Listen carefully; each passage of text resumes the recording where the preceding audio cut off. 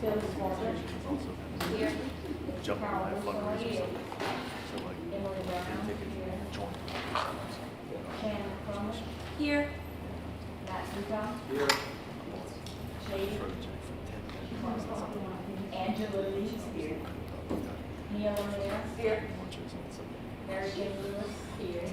Nancy Adams. Here. Butch Newcomb. Here. Vicky Silver. Here. Warren Sally. Thank you, ma'am. Motion to approve the agenda? So moved. Good. Is there a second? Second. Second, Phil. All those in favor, aye. Aye. Anyone opposed? Approval of minutes is distributed. Have a motion?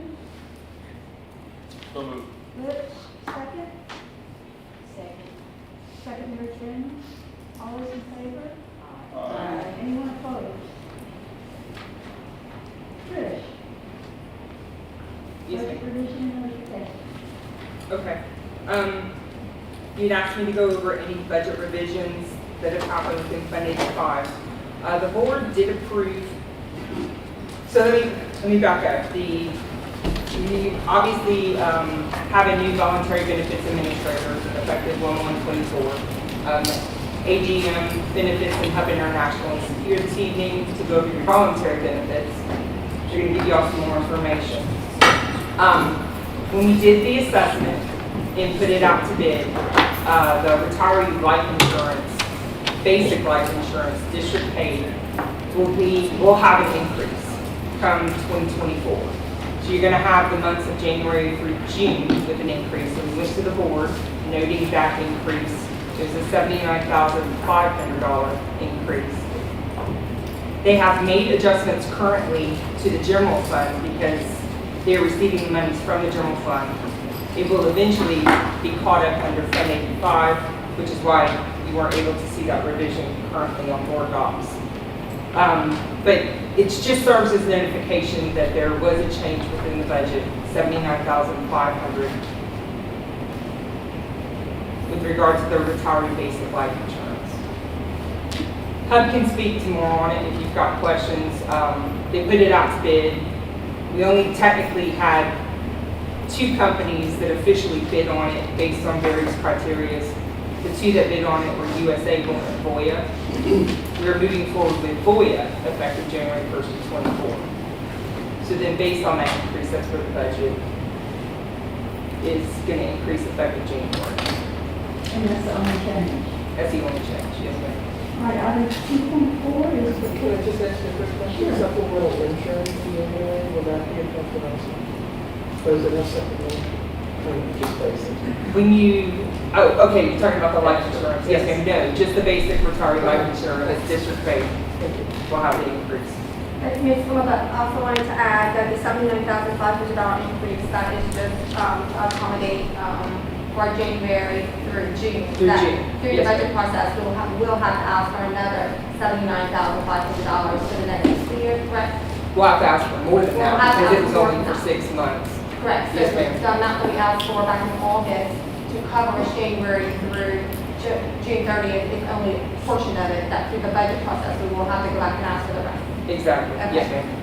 We'll talk about the next year's budget. Thank you. Thank you. I was remiss. I want to thank, we have 2 board members and an incoming board member who are here with us. Thank you very much for coming. And we see you at your meetings, but we don't see you every often, so we are privileged. And we have voluntary benefits, if y'all will introduce yourselves. John Avenue, National Chief Sales Officer. Adam Miley with AGM, Managing Partner. John Dodge, AGM. And Charlie is a Lafayette guy. And Jennifer, and thank you, Superintendent, for honored again 2 times in a row. And Dr. Ravelli, as our chief superintendent. And Mark Ravelli, you know that. I don't know your name. Anthony Woods I apologize, Anthony. And I think Jennifer, I'm for the staff, but my apologies for not doing that earlier.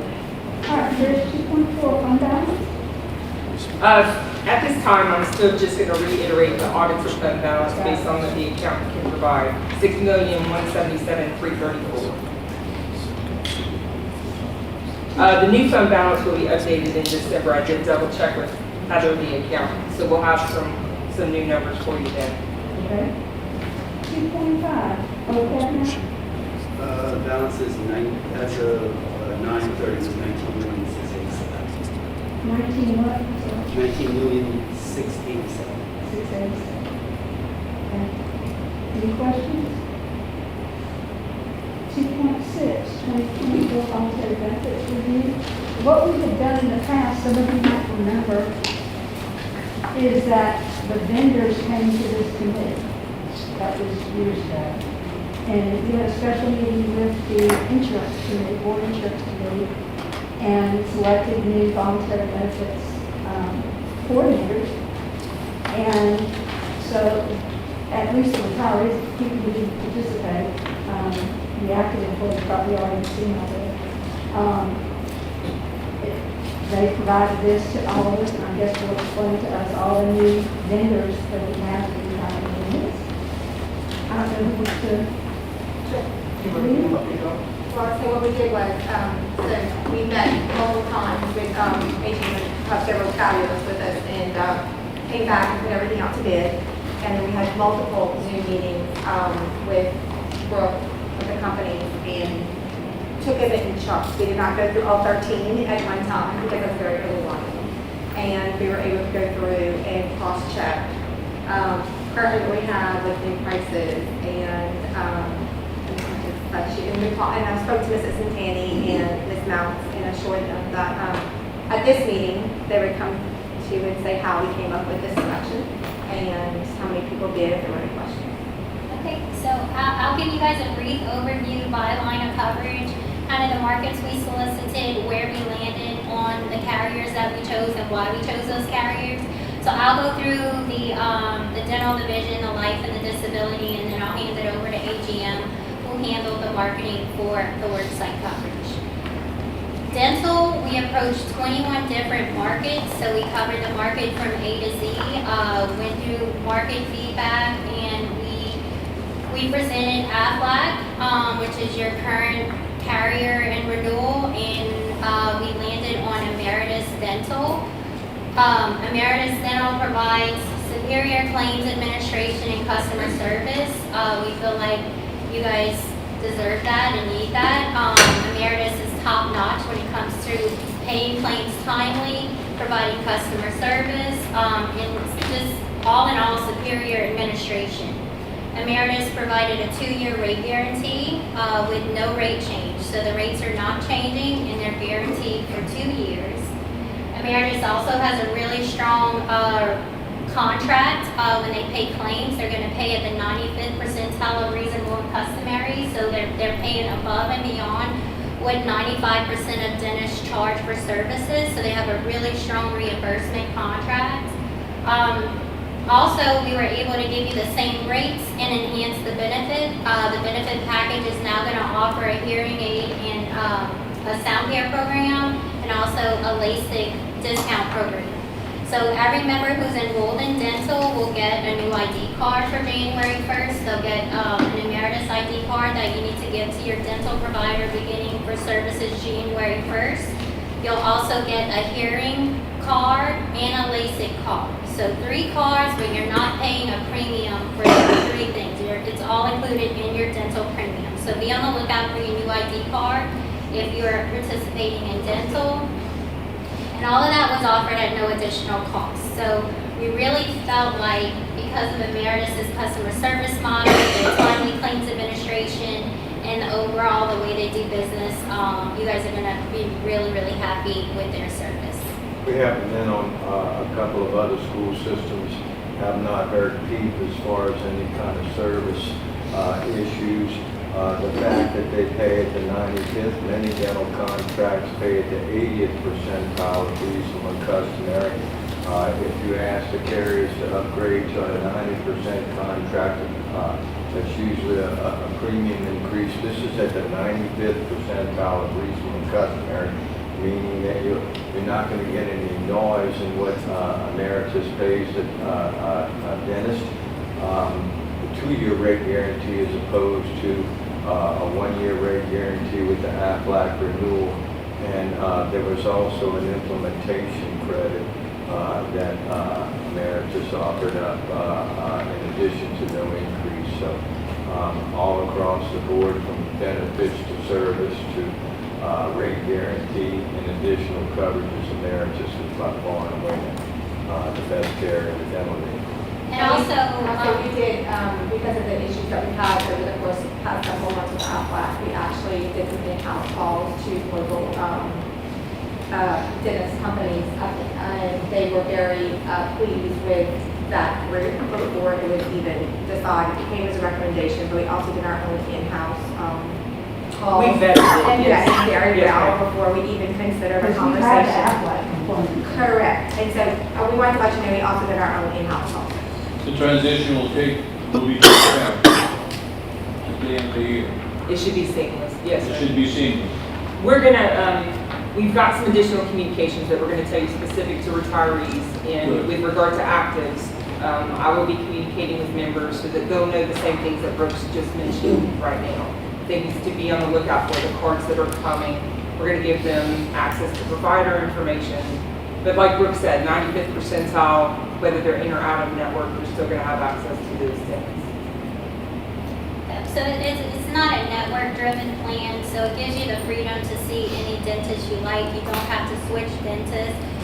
If you ask your dentist, do you take Emeritus, some of them might be, well, no, we're not in the network, but I'll tell you, probably 90% of dentists are not in the network anymore. They just choose not to be. So it doesn't matter. You shouldn't have issues being reimbursed. Can I pause you for a second? Sure. Re-emphasize to them with regard to customer service and the importance with Emeritus, because we are experiencing issues with Aflac. We're working through those current issues. I want to reassure them with regard to customer service. Yeah, customer service is top notch. As Lynn mentioned, we have 2 school districts with Emeritus. I can count on one hand how many service issues I get. My phone does not ring with issues with Emeritus, but what I can promise you is if anyone does have an issue, we know who to call and how to get it handled. We have a dedicated account manager with Emeritus who's dedicated to the Lafayette Parish school system, so if any issues come about, we handle them and we handle them immediately. But you guys will see a huge difference with Emeritus versus Aflac. Also, more to come with regard to communication to the retirees. There will be a mailing that's coming. We will be doing some on-site meetings because retirees on direct bill will have to switch their billing up to Emeritus, because right now you're paying Aflac. You're going to have to switch up. If you're on direct pay to Emeritus, you're going to have, to Aflac, you're going to have to switch your banking to Emeritus. And those retirees who are deducted through TRSL through their pension will continue to be deducted through pension. There's nothing you need to do. We will take your enrollment information from Aflac and we will enroll you with Emeritus based on who's enrolled in Aflac. So there's no enrollment anyone needs to do. We're enrolling the active population actively, and we're going to roll over the retirees who currently have dental into the new plan. The only thing a retiree will need to do, and we're going to give you communication on that, is to transfer your banking, and there will be forms that are mailed out, and all of that will be coming in the mail in the next few weeks for you to take care of that in plenty enough time before January 1st. Liz and Carol, can you get that on their Facebook page so they have a heads up that it's coming? I'll get you the letter. So we actually have a basic and sound benefit on the dental. On the dental. The hearing program pays for a certain dollar amount towards hearing aids in year 1, and if you wait until year 2, the benefit grows and you get more paid per hearing aid. So yes, it's built within the dental, and it's for the active and the retiree population, and it costs We've never nothing. had that before. Can I just say that's really, really wonderful, because hearing aids, I use hearing aids, surprise, and they're very expensive, and insurance typically does not cover that at all. So that is a really, really great and unique benefit. Thanks. Yeah. No problem. All right, so I'm going to move on to the vision if no one has questions on the dental. Superior Vision is the current carrier that you guys are using, and we did approach 21 markets. We covered the market on vision, and we looked at multiple options where we could keep that, that premium the same or lower. But Superior Vision we don't have any complaints with Superior Vision. Everyone's happy with the network, they're happy with customer service and administration, and we already have retirees on the reg bill, so there's really no need to change that if everyone's happy. But what we did do, with the market competition that we went out to, we did use that against your current carrier Superior Vision and have them sharpen their pencil on your benefit design. So we got a 4% decrease in vision premiums, and we also enhanced the benefits. The current plan has a $130 allowance for contact lenses and frames. They were able to enhance that benefit to $150 per year. So a premium reduction and a benefit enhancement. 4-year rate guarantee. 4-year rate guarantee. And again, retiree billing is not changing. I think Superior Vision bills annually, so in your next bill cycle, you'll be charged the new premiums. So, any questions on vision? No? Okay. Basic life and AD&D, as Trish mentioned earlier, we're moving from US Able to Voya. Voya provided the most competitive proposal for the basic and the supplemental life. So the active benefits are not changing, the retiree benefits are not changing. We are utilizing Voya for not only the life insurance, but also the disability. And 100% the reason we chose Voya is for customer service and claims administration. Everybody watches TV at night and you probably see a Voya commercial and your shirt, the orange. Both of y'all wearing orange. Yep. Voya advertises a lot, but I'll tell you what, we work with Voya on a bunch of different cases, and they provide top-notch customer service and claims administration. So that is one of the main reasons we did choose Voya. We also have a dedicated account manager and service rep with Voya for Trish and team to reach out to for any claim issues. Contract language on the disability side, with slightly reduced rates on the disability as well. Correct, and we did look at multiple vendors for the disability, but at the end of the day, Voya provided a really strong proposal, and keeping that life and disability together is usually the better route to take for life and disability, because usually when someone's disabled for the long term, you usually have a life claim arising right behind it. So it just makes good sense to have your life and disability contract with the same carrier. And then flexible spending administration and new HSA offering through Employee Benefits Corporation. We're enrolling that currently. The new HSA election through Employee Benefits Corp does offer investment options for those that want to invest their HSA dollars. That's not something that you guys currently have. And along with the FSA plan, we're offering a limited purpose FSA for those HSA plan holders. A limited purpose FSA allows someone with an HSA to set additional dollars aside for dental and vision dollars. So for someone who's participating in the high deductible health plan that's in the HSA, if they want to put money in their HSA and use for medical only, they can set aside pre-tax dollars for maybe they have a child with braces and they have those set dollars amount that they're setting aside for dental every month. They can put additional money into a limited purpose FSA. So we are currently enrolled with that as well now. So I'll hand it off to AGM and they'll go through the worksite products. Can I make one quick note?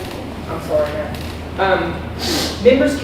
Active members can still keep their Meritus Credit Union or their First Horizon HSA. They do not have to migrate or choose an EBC option. It's just an additional option with regard to investing in particular. Because as with Meritus and with First Horizon, you're not really gaining any type of interest whatsoever. Money is just there for use. Versus with the EBC option, you can use it for your choice, investing or the high yield savings account. So just FYI. Yeah, this is something I've been asking for, because HSA is the only triple tax benefit that the IRS offers, and interest being the third one, and the fact that we get basically nothing. We go to the credit union. I've approached the credit union and asked them to increase the interest rates. Interest rates have come up dramatically since they initially said it. They have been resistant to that. So I'm glad to see something that gives us an option to invest that money over time and reap the benefits of the tax advantages. How are we going to reach the people with that information as far as for going from Meredith and First Horizon to the new account? And open enrollment, that was explained to me. We're in the midst of open enrollment right now, 2 months Okay. open enrollment. When the voluntary benefits administrators are sitting down with members, it's perfectly They'll give it clear to them. that they can still stay where they're at, or they can Right. choose the EDC option. For me, I have a high deductible, I have a HSA, so it's nice that I also have an option where I can go to the EDC now that I have money on my card and actually invest that money or perhaps gain a little interest on it. Question, Judge. Yes, HSA, is that only for active employees, non-retired? Correct, yes ma'am, just for active.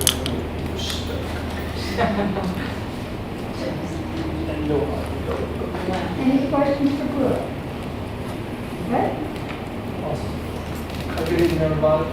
As Brooke mentioned, our team marketed the supplemental health benefits. So these are your benefits such as accident, cancer, critical illness, hospital indemnity, life, long-term care.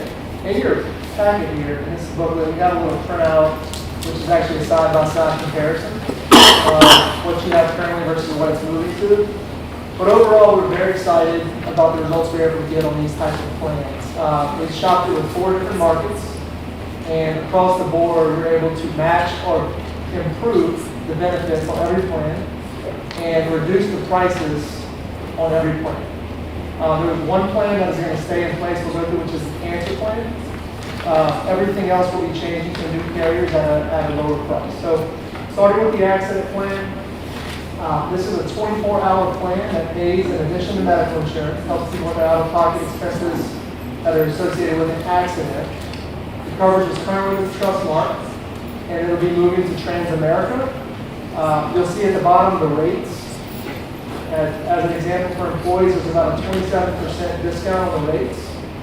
And for families, it goes down to an 8% discount on what was currently in place. Across the board, the benefits are equal or better as well. So very excited about the results on the accident plan.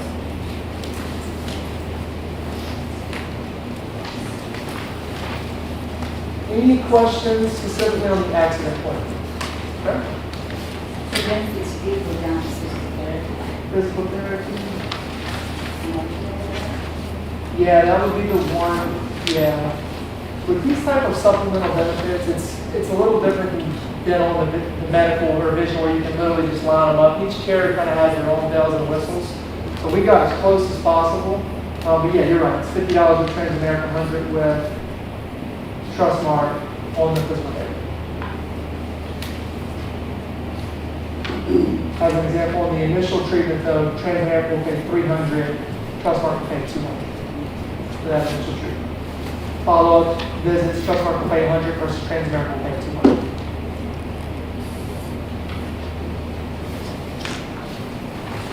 The next plan is a hospital indemnity plan, another supplemental health plan that will pay in addition to medical insurance. We try to match up the benefits as close as possible in this plan as well.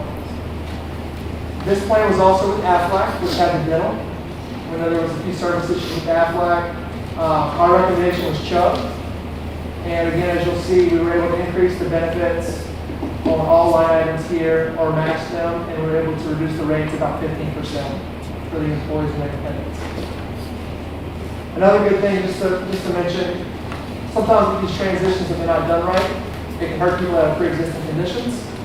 We waived all pre-existing conditions for members that currently have coverage, so taking everybody over will be seamless, effective January 1. Any questions on the hospital insurance? Okay. The one plan we did talk through with the administration, we debated this a little bit. We ultimately decided to stay with what you guys had in place, was the cancer insurance. We did shop it out, but the carrier we shopped with wasn't able to get as competitive as what you have in place on benefits on price, so we ended up staying with Guardian. And today with Guardian, there's 3 plans. There's no changes to those plans. The rate stays the same, the benefit stays the same. It's all for guaranteed issue, just as before. So this will be the one plan on the supplemental products that stays the same, no changes. Any questions on that? Critical illness. We're going to move the critical illness to Guardian as well. From a claims perspective, there is a little overlap on these two plans. Obviously, the cancer plan covers cancer. The critical illness plan covers a wide range of critical illnesses, but one of those is also cancer. So in the event of a cancer claim, having this with two different carriers is just going to make the claims process a little longer, a little bit more messy. So having it with the same carrier hopefully will speed that up. Same plan design. This plan pays a lump sum if somebody's diagnosed with one of the critical illnesses. Employees get to choose $10,000, $20,000, and $30,000. If they're diagnosed, the plan pays out to them during that time frame. Across the board, as you see at the bottom, the rates are reduced. This plan is an age-bending plan, so for employees under 30, it's 13% savings.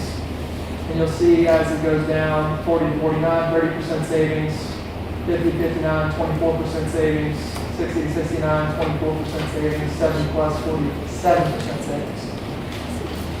So excited about this plan as well.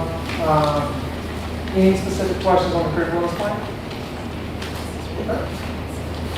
And then the life of long-term care was currently with Trustmark. We were able to increase the guaranteed issue amount, which was currently at $120,000, increase it to $150,000. Similar plan design, and the rates are about 10% cheaper across the board on the permanent life with long-term care insurance. Any questions on the life insurance? General question, why did you just do before?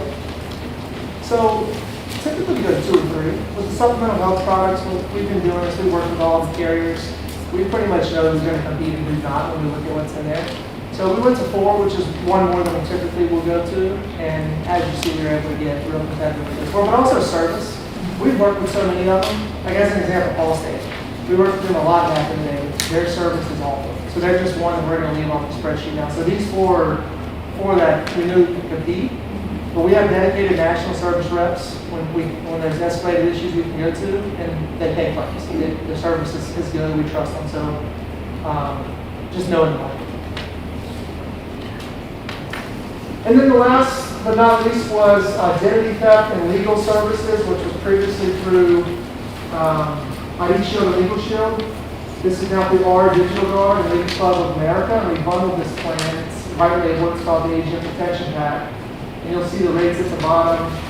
Looks like there was a little issue with the Excel spreadsheet on the savings, but the 2 plans before were $27 a month. The new plan is $16 a month for employees. For family, it's $33 a month, $28 a month moving forward. So really was excited across the board when we're able to produce on all of these lines of coverage. And that's all I got. Any specific questions for me? Any questions on voluntary benefits in general? Thank you very much. Thank you. Hope you can continue. And you're not going to offend us if you have to go ahead and leave. We're really off of we're off of the agenda now, so you do not have to sit here for the rest of the meeting. I would like to thank Trish and her team because they spent a ton of time making sure the system rolled out. They made it very clear from the beginning that it's about the members and making sure everybody's taken care of. And we would come with recommendations, and her team would go, and they didn't just trust us, but they verified it to where they knew that they were absolutely putting their members in the best spot. So compliments to Yeah, for sure, Sam, they work very hard, they're very thorough, they've been awesome to work with, they're making sure the transition has been seamless. So thank y'all for partnering. I'm going to echo with that one. The 2 ladies sitting over there, Miss Candy and Tamara, they've been fantastic throughout the whole process. Candy, you'll raise your hand. Candy works through the billing process. Tamara works through operations, is the best way I can describe it within the department. And I do like a team environment. I do rely on my staff heavily, and I am totally encouraged by the fact that they sat through all those many Zoom meetings, and we scrutinized. We did. We wanted to make sure that the employees were getting at or better to what they were currently getting to include the premiums and the benefits that are offered. So I did want to, I appreciate you acknowledging staff. I do appreciate that. And listen, this committee does trust, but we do go wrong.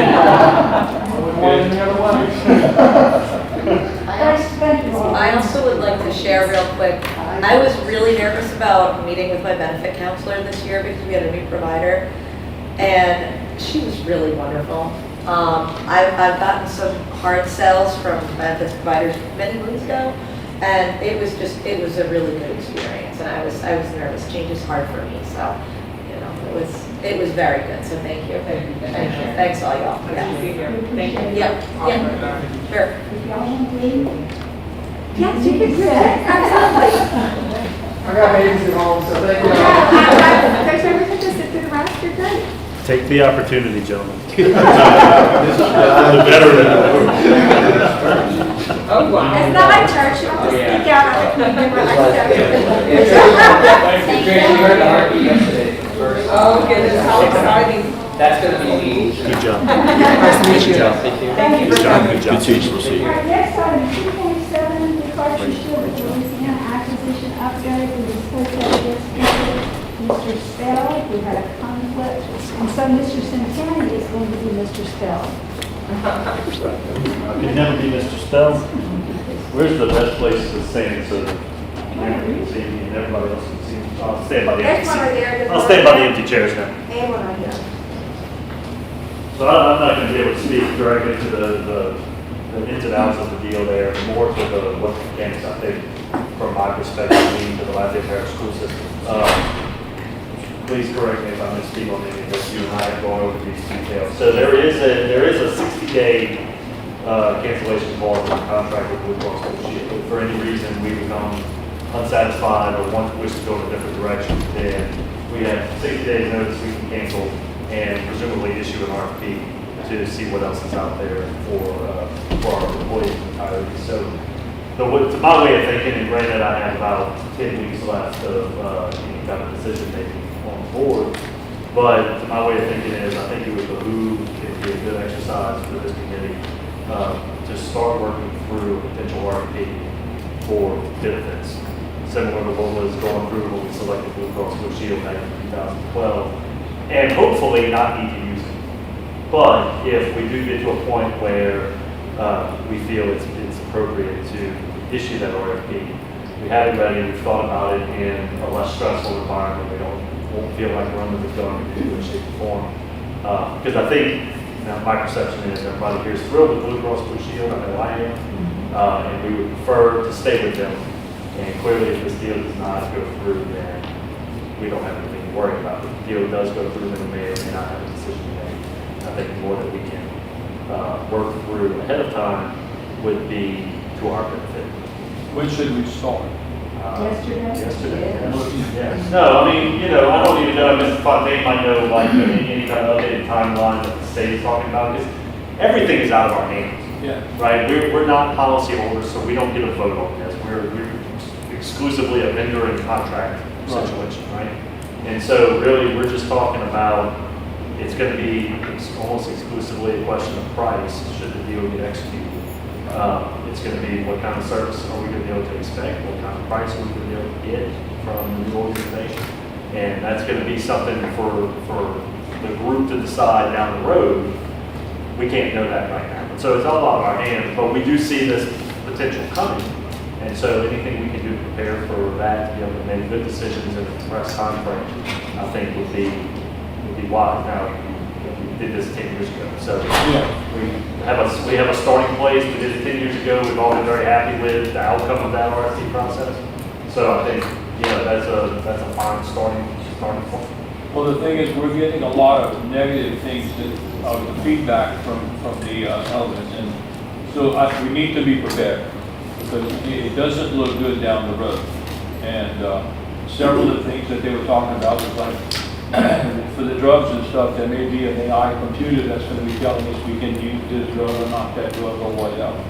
So we really do need to be prepared. For some of you who don't know, if we start at the beginning, Blue Cross Blue Shield, which is for the actors, their insurance and for the retirees, some people who don't have benefit as their sole insurance, and for retirees, it's for secondary, not supplement. Is that right, Parish? Yes, ma'am, it's a secondary. And what happened is that Blue Cross Blue Shield is a nonprofit, and it is supposed to be sold to Elvis, a company who used to be called Anthem Insurance, and their reputation as Anthem was less than good. Justin and I got to talk about this back in, I guess it was in August, and it was supposed to be a vote in August. That was delayed, and there were two consultant reports that were very negative towards Elvis.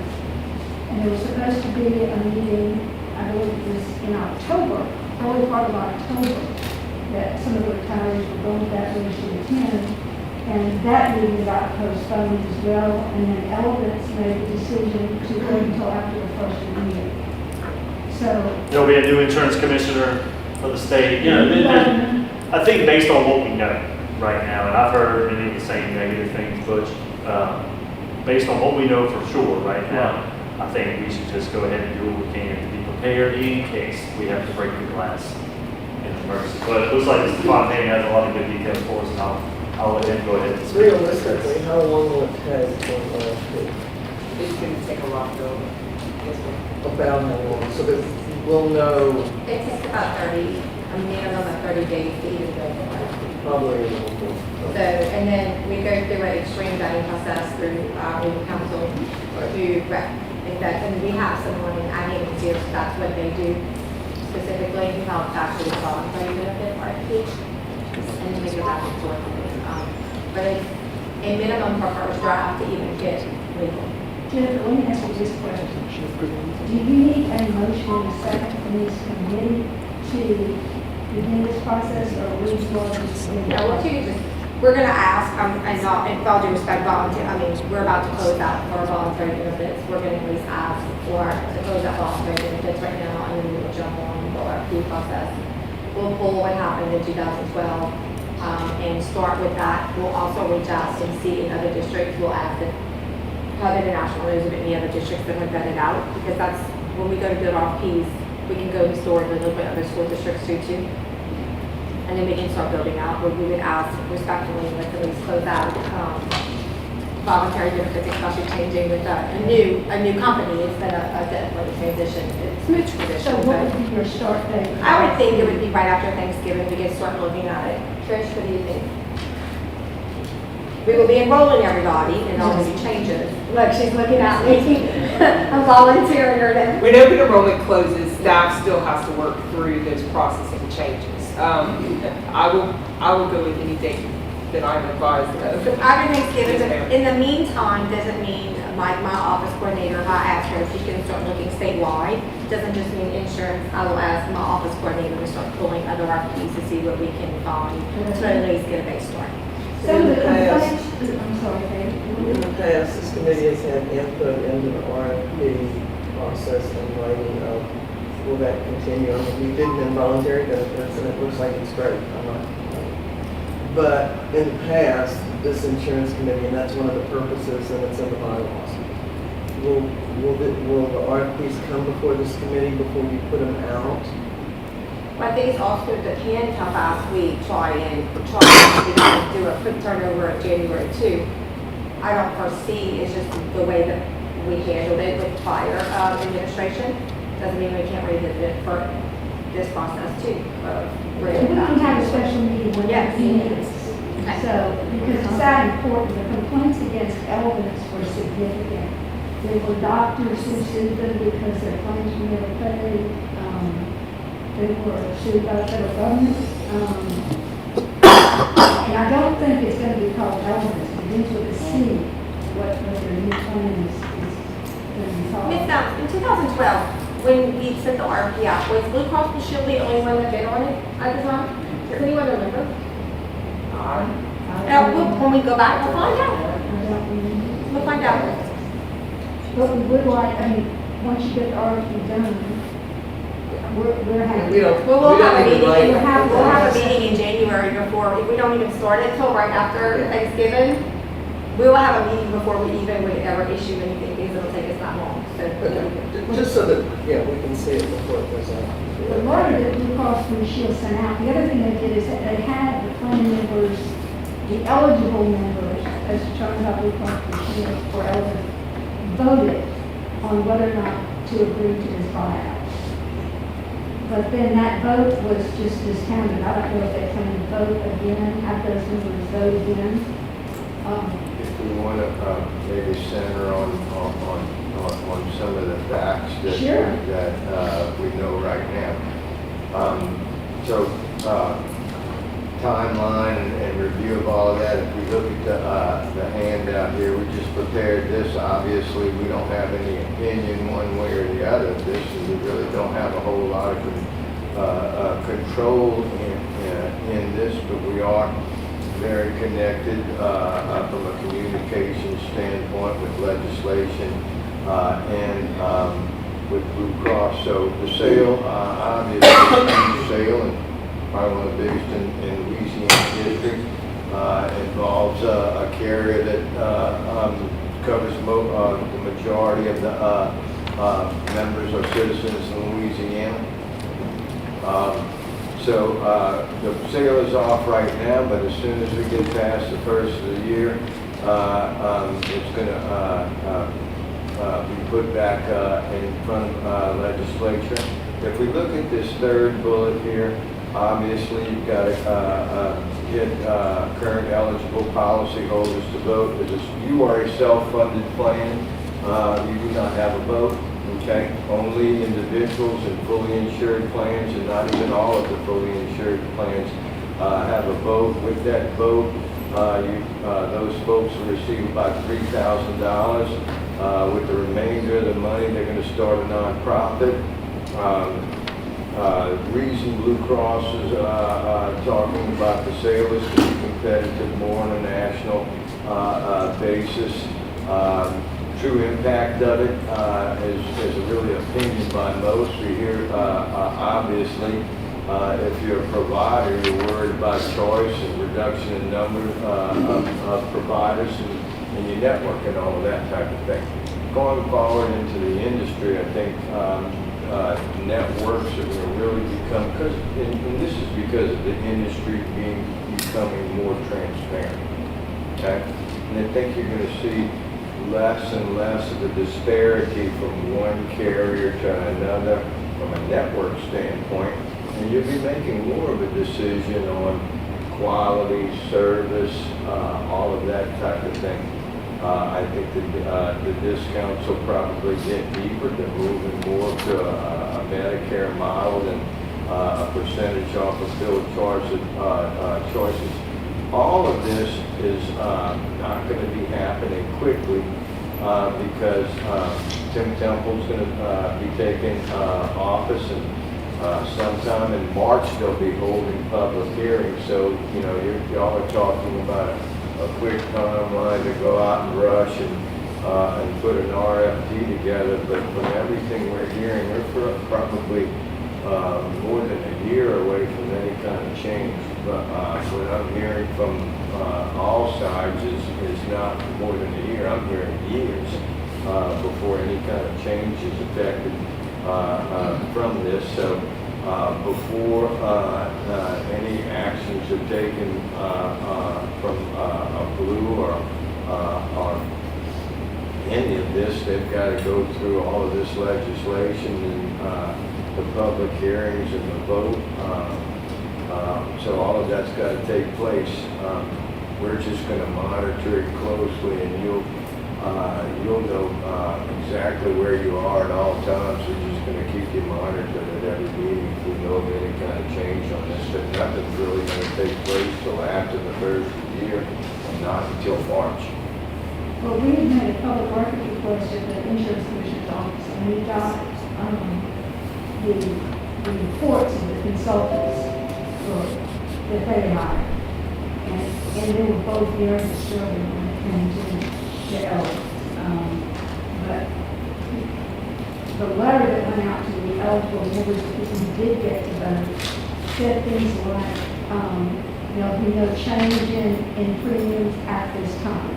There'll be no change in services at this time. Everything was qualified. And I think the legislators initially were the ones who put, that were involved, especially Representative Stein, were concerned and their hearing. But I think if Blue Cross does not do this, I think that it costs them $75 million.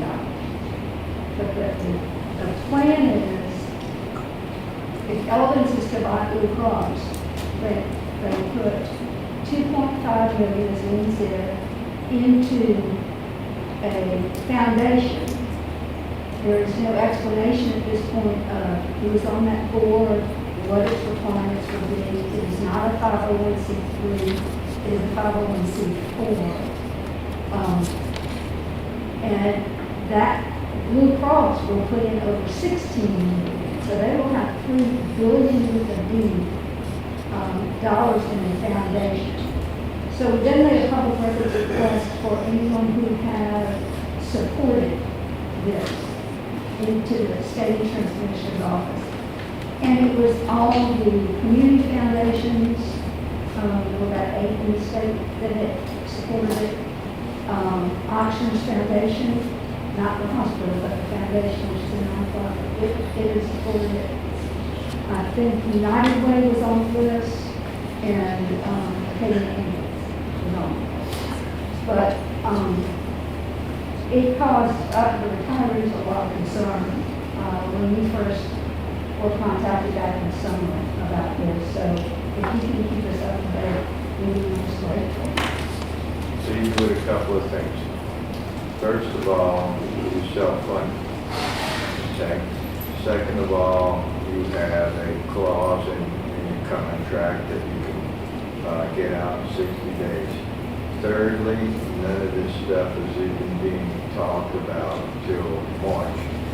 And fourthly, based on this last go-around, I wouldn't call it a slam dunk, for sure. Aren't we really, what we're buying with Blue Cross is a network with even discounts. They're really a paper process. They're not our insurance. You're Blue Cross, you're paying an administrative fee to process your claims. Based on our plan provide document. your network, perform case management, a couple of other utilization review functions into your plan, of which several other vendors out there can do. The big important piece of that is the network and the discounts. And as I said before, I think a lot of that, because of the transparency in the industry and all, is becoming closer and closer together. There used to be, a pretty substantial difference between one carrier and another and their discounts. There still is some, but the two major ones, United Healthcare and Blue Cross, are becoming closer and closer to the discounts. Because I would be concerned if they are insurance company, because they simply provide discounts and paper processing. I guess wherever they do. I'll take the risk, they don't. Yeah. But part of the reviews indicated that Anthem was not exactly stellar with self-funded plans, with approval of procedures, with case management. And those are important to active and to retirees. So that's the thing we need to look into to make sure whatever we get is in our best interest. Because quite honestly, even in that area, they were waiting on the list. All right, anything else? Thank you, Lynn, for this. Thank you for your research. I have Matt, if you want it, I have all those documents. But you can probably get them online. I trust you. I'm doing all of it, I'm doing. Yes, ma'am. All right, Bud? Yes, ma'am. Yes, ma'am. Yes, ma'am. I'm sorry, Mr. Santana. Is there board action required to request the committee go through this, or, To start the RFP? Yeah, I mean, obviously, we're not under any No, we're gonna go ahead and start, we're gonna start it in December. Okay. We're gonna start the process and, get a draft over to, the attorney to start. We might sit on it for 8 months. And it might be, in 8 months, we have to tweak a few things, but the baseline will be there. The big skeleton of it, the majority of it, doesn't mean we won't have to tweak it, just like we did with voluntary benefits. And I was kind of looking back at 2012, I found some minutes on it. But it at least will be a baseline. And we'll have this committee review and the board insurance committee And that's what review? they said, so when we come back in January, we'll be able to give an update, because if we don't start it for December, it takes 30 days to even get it to the attorney to even begin to look at it. We will be having our first committee in January, so we can at least give a report in January where we are on the status of it. January sounds great to me. Appreciate you. And if necessary, we can delay, we have in the past had our first meeting of the year in February. So if that's necessary, we will do that too. What it might be that we have in January to at least give you an update where we are, because maybe we're delaying building it, or that way, but we'll give you an update with both of us. Minute?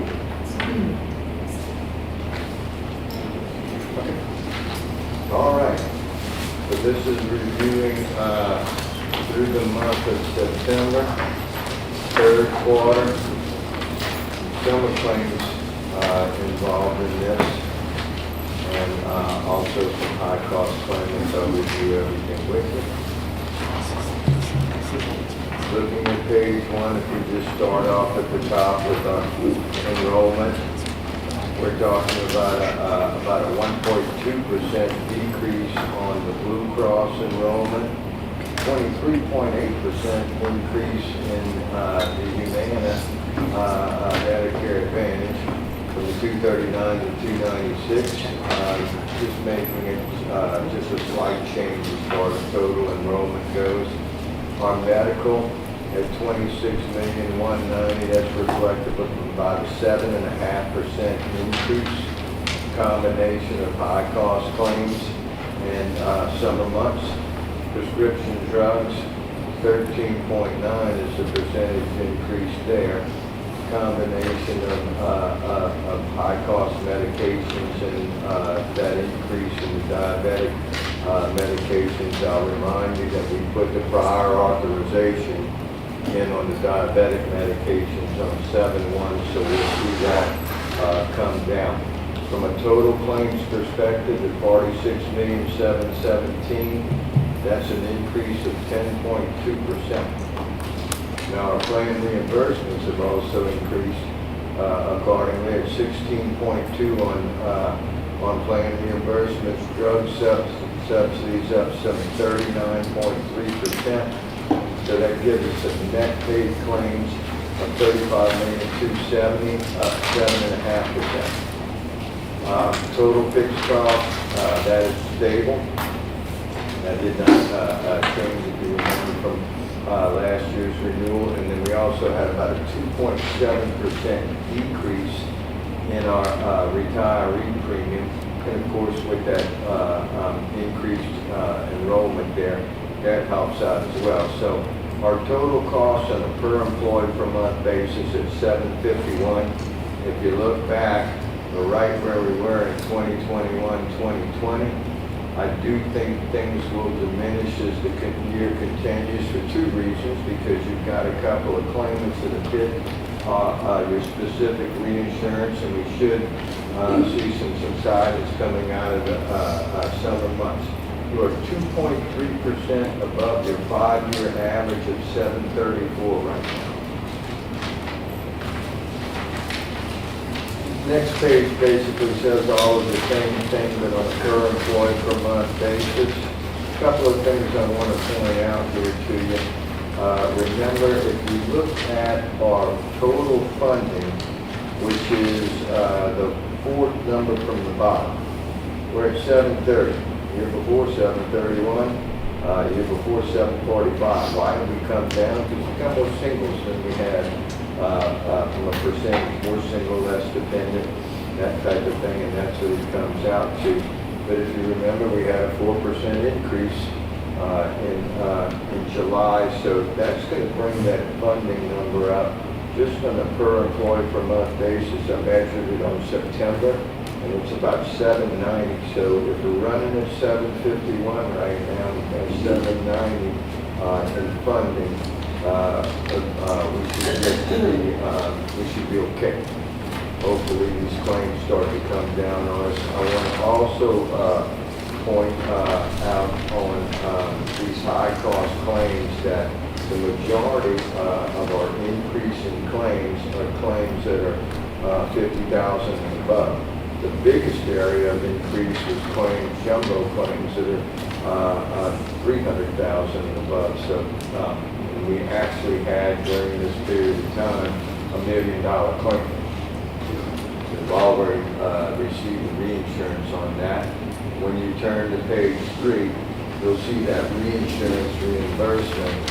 In the month of September, we received $575,902, and that's on a high-cost payment that had a little over $1 million in claims. We're also going to get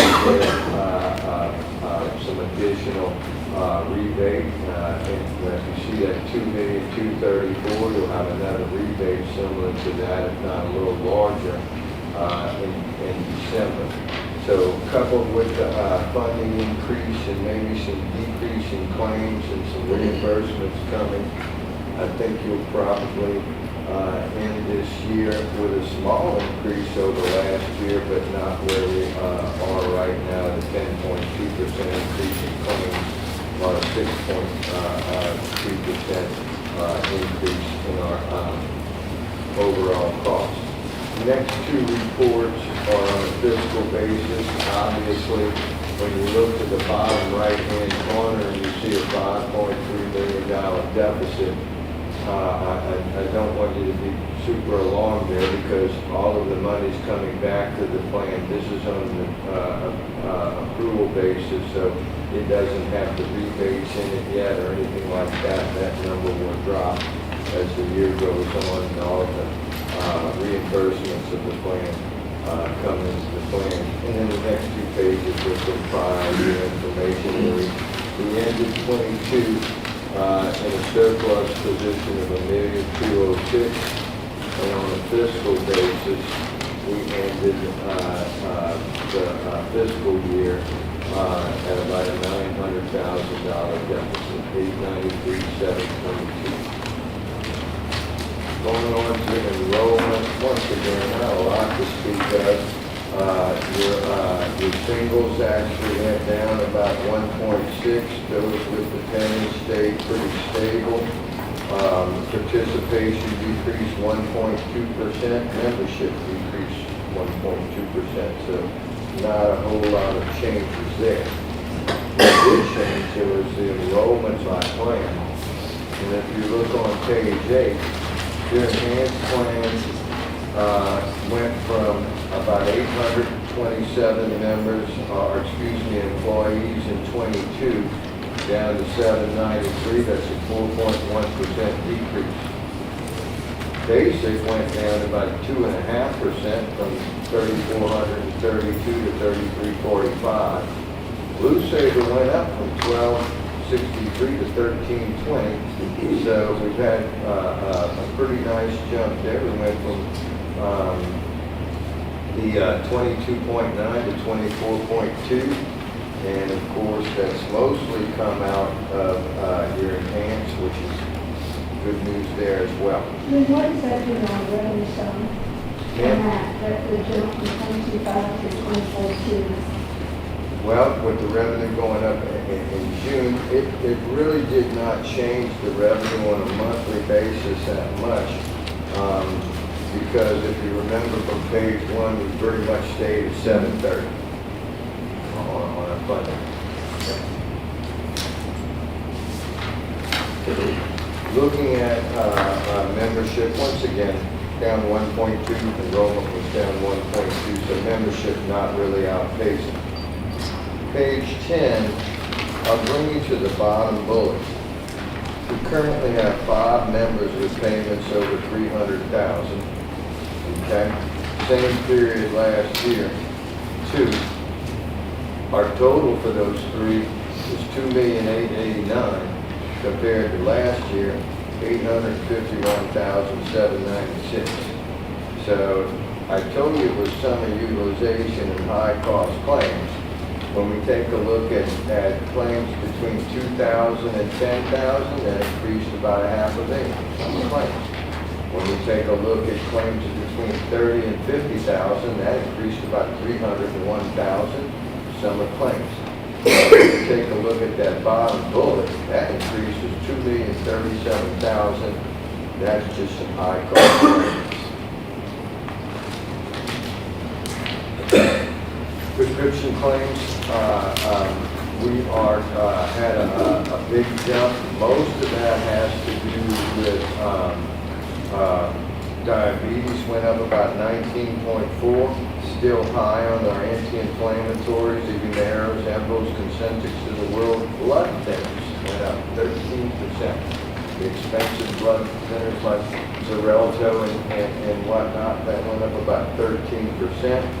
But the good news is, with the increase in rebates and discounts and all of that, your cost after rebates and subsidies, $233.26. So that $418 drops to $233 on a net basis with the discounts and rebates. Total claims, once again, up at 10.2%. Claim reimbursements up 16.2 in that filing. Going to page 13, once again, a little better news on the basic plan. Enhanced plan, once again, is more upside down than it was before. It's got 14.5% of the participation, 24% of the claims. Basic plans kind of breaking even, 61.3 participation, 61.8 claims. Blue Saver supporting the other two, very profitable at 24.2% of the participation, only 14.2% of the claims. Total funding cost, once again, 6.2%. 4% increase to funding. I looked at that September funding at $790. When we look at claims by type of service, and we talked about summer months along with high-cost claimants, high-cost claimants are obviously the bigger of the two, especially when you look at inpatient utilization increased by 30.4%. What is it involving?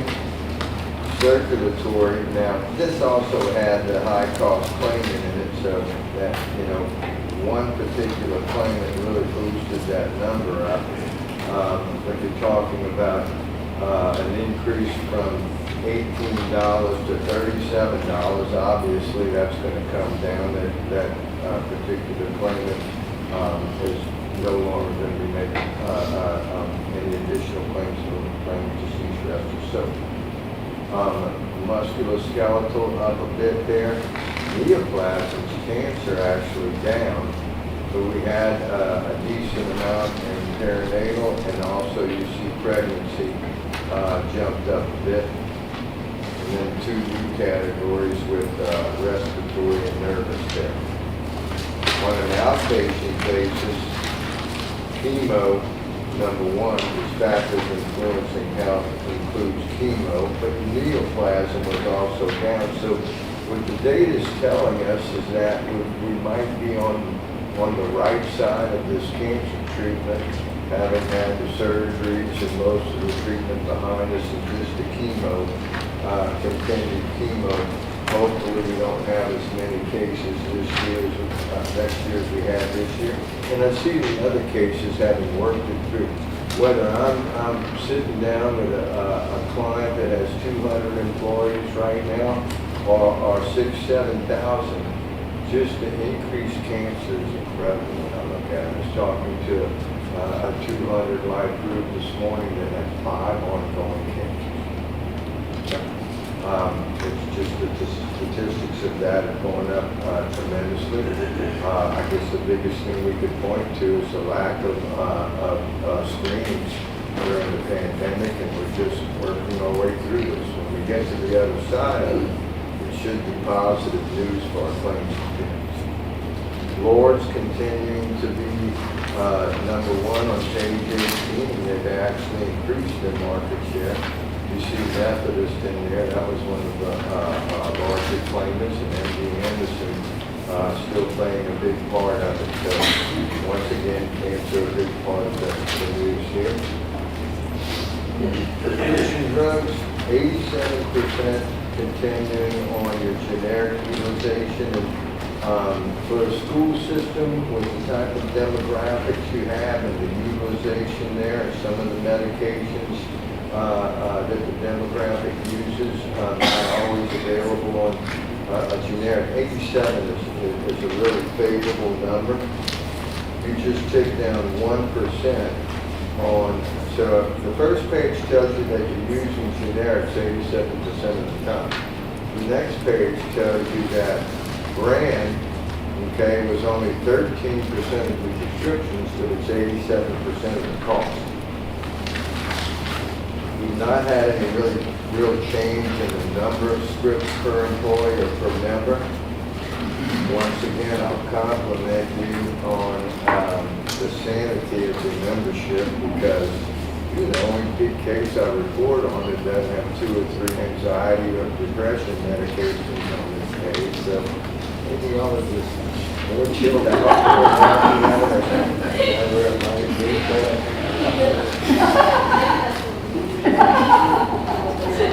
Just saying it.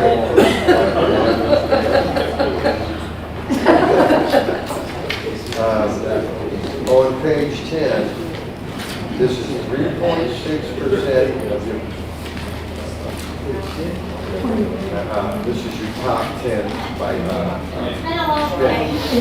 page 23. 3.6% of your number of scripts, almost 30% of your cost. Okay? 10 medications, only 4% of your scripts, almost 30% of the cost. Ozempic's going to come down because we put the PA in on prior authorization, which simply means that if you're not a diabetic, you're not going to get the medication. And so Ozempic's going to be coming down. Humira, Stelara, Taltz, all of those types of medications remaining in your plan. Stelara is about $23,000 a month at its top dosage. Taltz is right under 10. Humira, depending on the dosage, can be anywhere from about 5 to 7. So these are not inexpensive medications. Nobody's rushing to the doctor to take these medications. The side effects are a mile long. You take them because you have to, but they're quite expensive. We are, all of the things that we have done in the pharmacy area to bolt on, when you can look at a page in this report and have a gross cost of $418 per employee per month, that goes down to the low 200s. It's the rebates, it's the discounts, it's all of the programs that we bolted on. So you'll see at the bottom of the page, diabetes, up at 19.4, that'll come down. Anti-inflammatory, not to have an increase on that is positive, and blood thinners up some 13%. This next page has a lot to do with the prior topic. We've been fortunate for you to have right at a 70% PPO savings, higher than most areas, and of course at the top of the mark, we're talking about carrier-driven discounts. And to still have on the next page 97.3% of all of your claims in network. The only little thing we look at out of network, the majority of it, we know to be rejects. On page 26, super pleased to tell you that less than 10%, and actually 7.9% is your percentage of fixed costs. Fixed costs combination of what we pay Blue Cross to administer the plan, provide the network, all of those types of things, and reinsurance. That is going to continue to be a low number, right at 8% of your plan.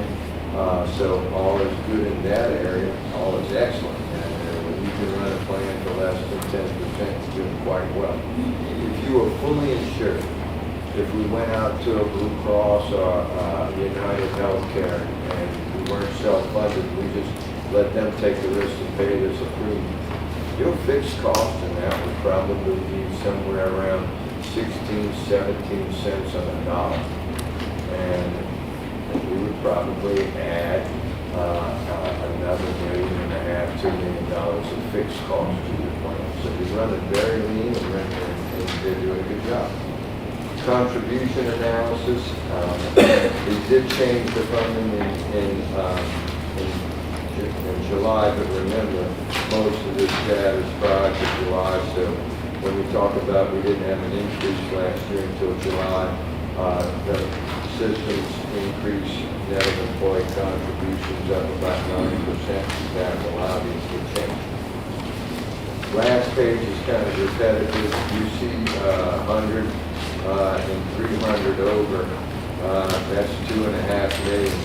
Of the $4 million increase in your snapshot, the first 9 months of 23 against 22. 50,000 on up is about 3.2 billion. 1 million of that, one claimant. And so I do think these numbers are definitely going to improve coming out of the summer. Hopefully we're on the right side of some of these high cost claims, and that'll be minimized going forward. And be happy to report some improved numbers. Anyone have questions? Mr. Fontaine? And actually, like, if everybody look at page 3, the ones that like opens, like the one that folds open like this. I just wanted to point out, Trish and her staff did an excellent job of bringing in, actually, Humana flew in to give some very informative classes on Humana. And if you can look last January in 23, we had 253 members.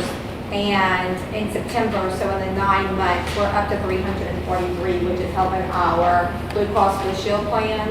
And our retirees do get to come back to Blue Cross Blue Shield through the open enrollment if they choose. So they don't have to stay on it, they do get to come back on it. So I just wanted to point out that that has helped our plan too on the increase of that's 90 members just in 9 months going to our Humana plan. I'd like to further add to that too. I pulled some numbers just to take a look at it. I keep it on my monthly stats. Based on the recent bill that we had come through for October, we have 357 Humana members. If you try and keep that in, let me try and keep that in perspective. In 2022, we only added 19 retirees to the Medicare Advantage plan in regard to Humana. We've done a ton of education this year. Matter of fact, Miss Ashley, if you'll raise your hand, she's our retiree insurance specialist. She's gone out of her way to make sure members are educated. We certainly do not want members moving from Blue Cross to Humana without checking their providers, without checking their scripts, to make sure it's going to be a positive change for them. Ashley's done a lot of hard work with making sure that they understand the transition and they feel comfortable with it. Because, you know, change is a big thing. And when you're looking at your medical prescriptions, that often scares you, but Ashley's done a really bang-up job with that. I also wanted to mention, we are in the midst of open enrollment, and I'll just give kudos to this too. We've not had any members want to switch back to Blue Cross from the Medicare Advantage plan, which speaks volumes. Just like Ms. Gardner just mentioned a second ago, they can transition back. This is the first year that several people took that big leap. I mean, that's a huge jump from last year to this year, and we've not yet had anyone call to transition back. So that tells me they're feeling comfortable, they're communicating with Humana Medicare Advantage, and while it may be not right, let me rephrase that. It may not be the right choice for some members, but it is for others. And to give them the option between the Blue Cross and the Humana to where they can make their best decision based on their medical prescription needs, and they feel educated and they've got a resource. I feel really pumped about that. And we're looking forward to doing some more educational sessions come 2024. That was our goal this year. We were going to educate. and let the member make the decision. And we've had several take a leap of faith. We've had several retirees, I'll give kudos, they're not here this evening, but Daphne Villamoret and Roger O'Brien were fantastic. They came to those meetings, they talked to the retirees, and you know, I'm not 65 or older, but they are, and they gave their firsthand account of their transitions through surgeries and daily medical with their physicians, and it encouraged those members to take those next steps, so I do appreciate them. But I wanted to make sure that y'all knew that we're super excited about it, and like Ms. Gardner mentioned, it does help our plan because they're transitioning from Blue Cross to the Medicare Advantage plan. Does it change revenue at all?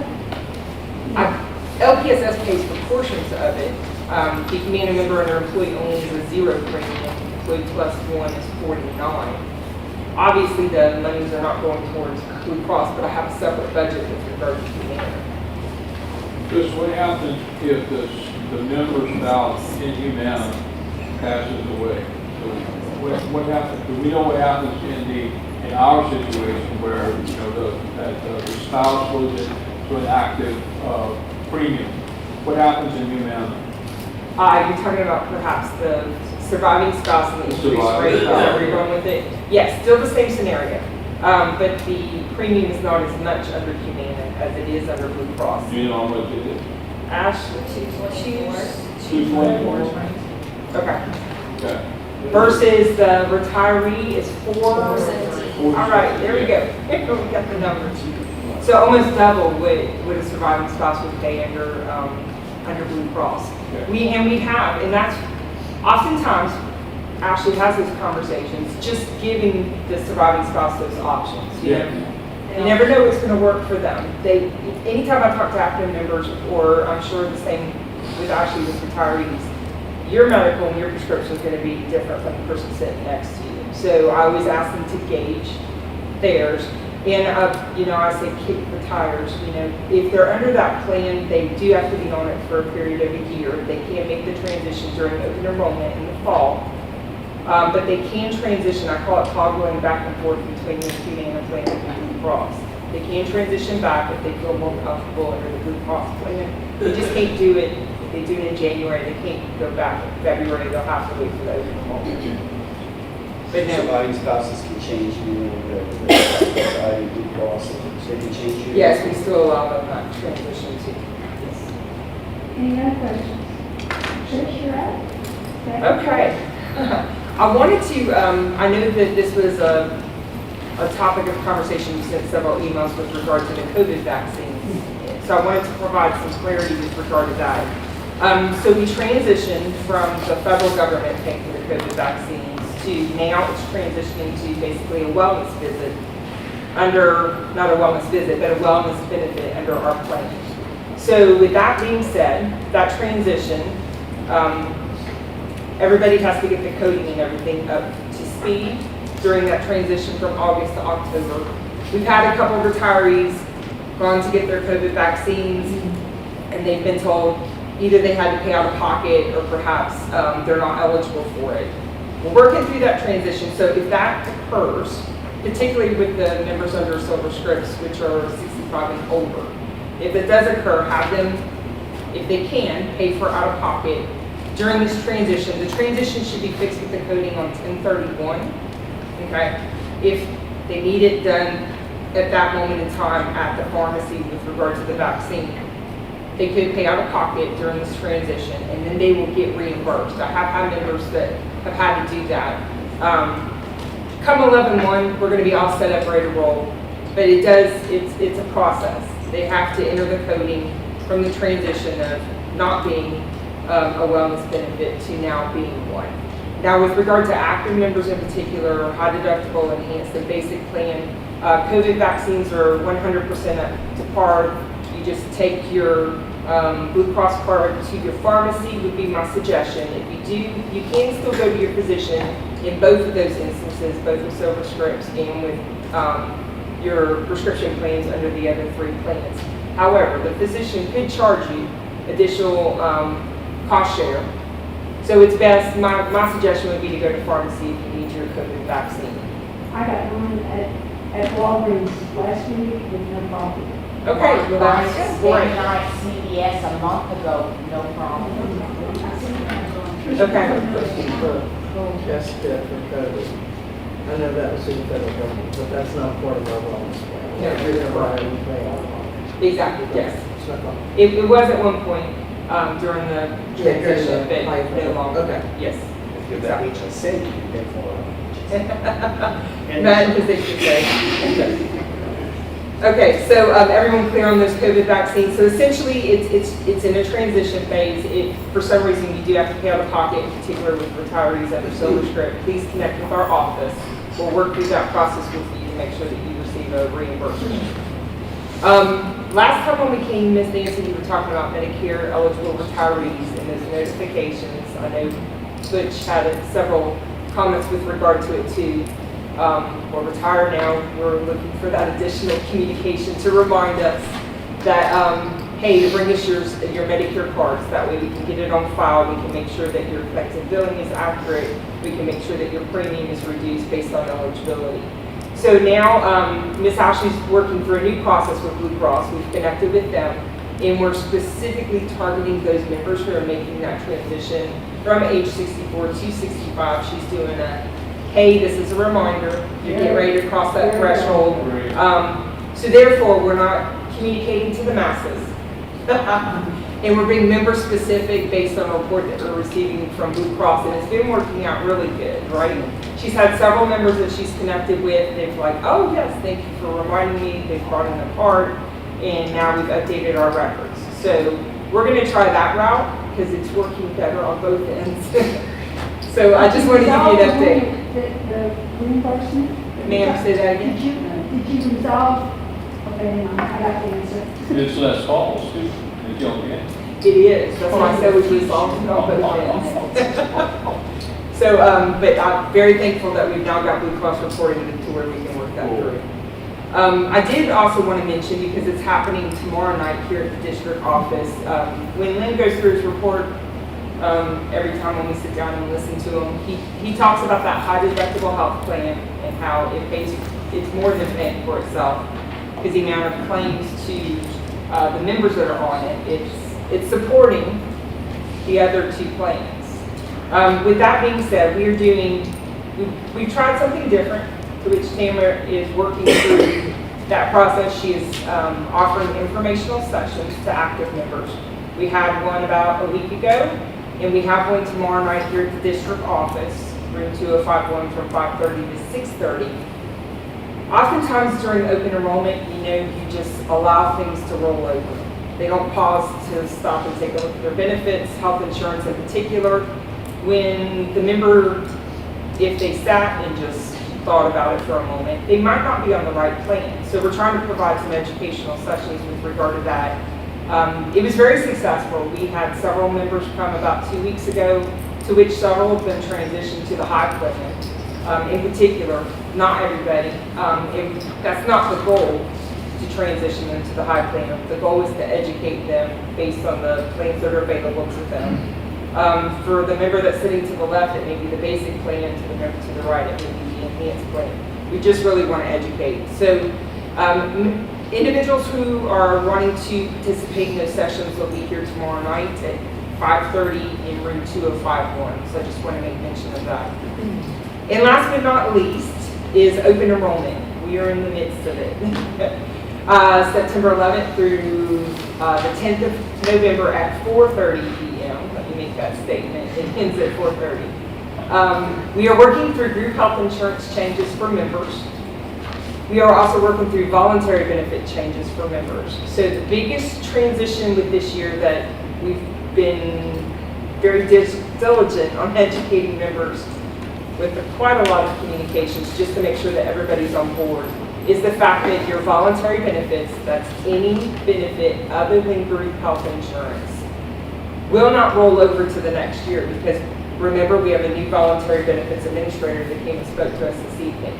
So active members have to renew those voluntary benefits or they will drop as of 12/31. So I've got daily reports. I'm working with HEM and Hub, with the enrollers who are on campus. to make sure that members are A, aware of it, B, that the secretaries and the administration is helping members make sure that they see the counselors when they're on property, to make sure that they do not lose these benefits. So we're sending text messages over the last 2 weeks to those members who have not been seen, to those members who are incomplete. Maybe they sat down with a counselor and they just didn't quite wrap it up. So we're making sure that we target those individuals in particular. And they're going to continue to receive the text message until they actually sit with a counselor. So let's say, for instance, the voluntary benefits administrator has already been to a campus and a member has not been seen, their online not seen report. They will have to come to the district office, okay? They will be here the last 2 weeks of open enrollment in order to sit with the counselor in order to renew benefits. We do have the last week of open enrollment from November 6th through November 9th, because the 10th will end at 4:30. But Monday through Thursday, we have extended hours to 6 p.m., okay? We're trying to capture those people who are working all day long, they've got bus duty, kids, got a second job. So we're trying to provide that last week of opportunities all the way till 6 p.m. to make sure that we capture those individuals. So we as principals do not need to reach out to those, like, y'all aren't gonna send us a list and say, start hounding this person because they didn't do it, y'all are taking care of it. I'm gonna hound them myself. Thank you. I have a list. I'm a good hounder. Okay. Okay. I may have to rely on you, but no, yes ma'am, that's But my I'm purpose. glad you're doing it. And Okay. if we have a school that we notice is a large amount that didn't make it through, because maybe there was some attendance issues or something happened. No, we were very organized in our school, like, I schedule. know. In fact, they came back and said, we've never had it so organized, we've never, and I'm like, we do that at small schools. Well, I must say, I must give kudos to administration because this year's been different for the simple fact that they had to meet. It was Yes. not an option. Right. So I do And y'all made that appreciate. very clear, so thank you. Okay, well, thank you. They've got a lot of messages. With that said, I appreciate administration and I appreciate Mr. Touchette and executive staff for giving the latitude to allow the employees to sit down with the counselor. Yeah. We have re-emphasized the fact that we want them to use non-educational time, their break period or any other period that they have. However, there are those instances where those employees do need to make sure that they have the life, the cancer, all those important benefits that they may need at a later date. So I'm appreciative of that. But we do have counselors that are hitting floaters. They're going back to those schools that have the high numbers, like Ms. Gardner mentioned. We've got a few of those, and they're called floaters. They're going to go back on campus. I'm reaching out to administration if that's the campus. So with that said, it's super uber important. If you know an active member that's not met with a voluntary benefits administrator, please encourage them. Remind them that they need to see somebody prior to the end of November 10th at 4:30 p.m. Not 4:31. There we go. You'd be surprised. So, but open enrollment is going well, just something a little different this year. Just trying to encourage everybody to make sure that they see a counselor. I do have a question. Yes, ma'am. I'm sorry. Okay. Under voluntary benefits, we used to offer long-term care. Are we no longer doing that? Okay, so I'll give you an example. Even currently with EDI, it's in, a lot of times, and you may be able to speak on this better, Brooke, than I can, but they use it in conjunction with a life insurance now. They don't just offer it separately. Okay. It's embedded in the voluntary life insurance, not the VOIA coverage, but the, yeah. So there's a long-term care rider built within that life policy where it pays a portion of the life proceeds should you need the long-term care. Okay. And because nowadays there's really no standalone long-term care, it's all I built understand within that, the. but we did have a care. policy, and for some reason they allowed us to continue with them. Correct. And we Was that, I mean, like, I'm thankful, thank God for that. Are we gonna be allowed to keep that? Yes, ma'am. Yes, you sure So are. Yes. I don't need to do anything, it's just gonna carry over. Correct, and I'd like to, based on your statement right there, I'd like to tell you, Brooke mentioned it briefly when she spoke about the Emeritus at the beginning, but we are going to have 2 informational sessions for retirees. We're going to go over specific benefits, because some of the benefits, like the one that you just mentioned, is already ported. You're dealing directly with the carrier, Right. and you're paying via Right. your ACH or you're paying Yes. direct. There's dental, vision, life insurance. Am I forgetting one? Okay. No, for the retirees. For the retirees, so we're going to provide an informational session here at the district office. We already have 11, November 30th and the 7th of December earmarked for those dates. It's going to be up on the second floor. We're going to be sending out those communications, to which I don't want to give it to you too soon, because they need to mail out. But Miss Ashley has been notifying retirees of a few of those changes when she's been sitting down with them. But that way you're educated on those benefits in particular. The other ones we will not be discussing because they're already important. The members dealing directly with the carrier themselves. Well, I just didn't see one, and I know it was controversial when they were switching over, and it's not beneficial to companies to do that anymore. But somehow or another, we got permission to keep what we had Yes, at the time. and you're still eligible to keep it, like we still see it coming through payroll deduction. Ashley sits down with the member when they come in her office and she educates them. And we're going to communicate with retirees about the change for dental. Yes. You'll get 2 notices. Actually, you'll get a one-page letter that Trish just mentioned going over the changes with the dental, the vision, and the life. That's going to be the first mailer, and it's going to have the 2 meeting dates on there, the times and where. Then following that mailing, you'll get a packet. And we put this in the letter too, so people will be on the lookout for the packet that's going to come directly from Emeritus. Within that packet is going to be a benefits summary. It's also going to have the bank draft form for the retirees that are paying their premium to Aflac via bank draft. They can complete that banking form and send it back per the instructions in the packet if they'd like, or they could come to one of those informational meetings. I'll be at both of those meetings, as well as some other representatives. Emeritus will be there. They can return their banking form at that meeting, or they can mail it on. So we're going to do 2 meetings. That way, if someone can't make it one night, one Thursday, they can come the following Thursday. Any questions for Trish? Thank you very much. Chair report. Next meeting in January. Tuesday. When are you available? Or Brooke? We always follow this way.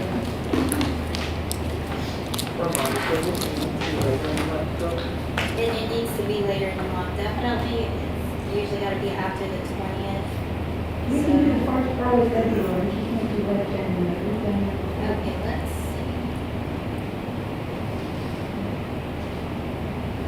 We could do, we already have a meeting on believe it or not, we're already booked on February 6th, but we could do January 30th. Okay. So okay, everybody, that's Tuesday? So Tuesday, January 30th, and we'll have the reminder committee and then the agenda from Trish as well. Is there any other discussion about any other issues? Move to adjourn. Motion to adjourn, good. Second. Second, thank you, everybody. We're still at 7 o'clock.